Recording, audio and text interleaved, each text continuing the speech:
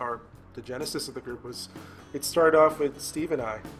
Uh, Steve, where did we meet? Which open mic did we meet at? At the Freight and Salvage, the old Freight and Salvage, as a matter of fact, on San Pablo. I remember I was like new to singer-songwriting, and someone told me about the Freight and Salvage as a good folk music type open mic, so that's why I wanted to go there. And what's cool is, Steve, you played. Not only did you do like cool songs yourself when you perform, but you also play along with others, backing them up with bass and doing harmonies. Can you talk about that? Like, what groups did you play with? And Well, let's see. I guess it would be with David Kent. David Kent, the what was my group? No, Grimy Blue, of course. Grimy Blue, and I guess we were together for about 8 years. Later on, I met Wilson, and I think we just tried to do a couple of open mic things at the Freight, and they came off pretty good, I think, and then it just kind of evolved from there. yeah, I just remember I would always usually play by myself, but I think it always clicked because you and I had pretty good harmonies together, and you played bass, so it kind of filled it in. And then we started playing. I started playing at these Asian American arts shows, like for this organization called Rama, and I think that's how I met Chuck. Who did we Was it meet through through? Hyphen? I feel like it might have been like at a Wesley uh, thing, like possibly Bizarre. Because Yeah, I knew you through like four different avenues. Like I right. knew you through Hyphen because I used to work at the Arts nonprofit. That was my world before, and then you knew Lenny Ukulele. It might have been through Lenny. We might have first like met. He did like a jam thing at a restaurant.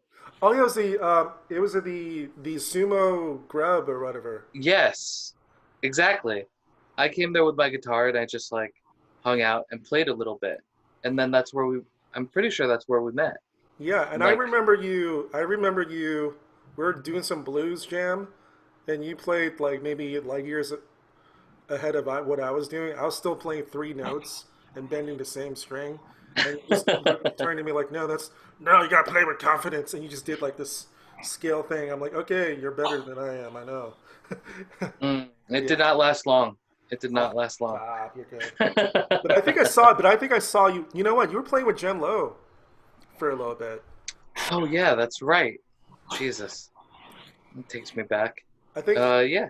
I think I remember now. I think how we started playing together was this. Like Steve and I played together at a few things. There was one time I couldn't play at this Japanese cherry blossom At the festival bazaar thing. yeah. Was that The that church. at the church? Yeah, I was at the church, and Oh yeah, then and then I sat in with you. yeah, Steve couldn't make it, and I just said, "Hey, I got three songs. This is my tuning. These are the chords. Yeah. Can you do it?" And I think it turned out pretty well. And then we started. It didn't just we just became the trio, and that's Yeah. how the dudes was formed. Yeah. Yeah, Man, and takes me yeah. back. Yeah, it totally does. And then I think we played together for like at least a year. We would play at like Lenny's thing at that restaurant in the city. Remember? What's the name of that? Um, In Hyena. Japantown. Yeah, yeah. We were played there. We did that, and then it Yeah. was the three of us. And then of course we needed a drummer. So Mm-hmm. more than a drummer, he's kind of our in-house comedian slash producer and all Comedian. things technical guru and all around good guy. Steven, how did we connect? Well, it's funny because I remember pretty distinctly. I think I was hosting the High Street Open Mic at that point, and I was doing a feature, and Bill was going to feature, and he wanted me on drums. And back then, I had that drum set with the cajon, and I couldn't play anything else. Like I didn't know how to play just the cajon, so I brought the whole drum kit, Oh and I yeah. played with Bill. And then Grimy Blue saw my playing and asked me to play with them, so I played with them. And then after, like, we hadn't talked that much, you and me, but you came up, you said, "Hey, I'd love to have you play drums." And of course, I was like, "Oh yeah." Yeah, I'll play drums for you. Oh yeah, let me play drums for you and record you, because that's what I do. Awesome, man. Yeah. Yeah, I think I remember you played a lot of Bob Dylan songs. Probably then I was just starting to, because I didn't play Bob Dylan songs until High Street. Yeah, it was I in didn't high play school. I didn't play Crosstown. I didn't play any Bob Dylan.